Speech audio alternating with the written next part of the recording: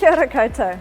Ko Gaya toka ingoa. My name is Gaya, and I look at different ways in which we can restore a number of our well-loved moana species like pāua and kōura or crayfish.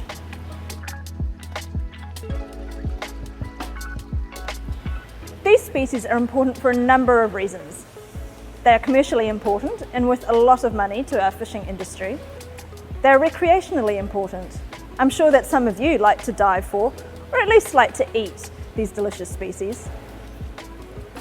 And they have enormous cultural significance for a number of iwi and hapu around Aotearoa, New Zealand. So we work a lot with communities looking to restore these species in their local areas, like the East Otago Taiapuri. On top of that, these species play an important ecological role in the marine environment.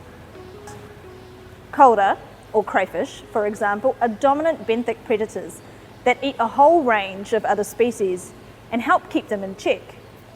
Without them in our marine environment, these other species, things like kina, can multiply unchecked and destroy important kelp forests.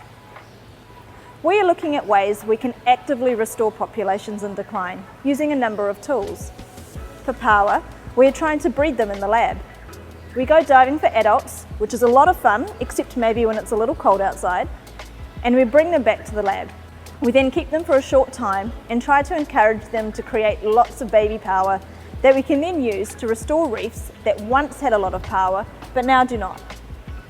This way, we hope to ensure that these amazing creatures remain on our reefs and in our kitchens well into the future.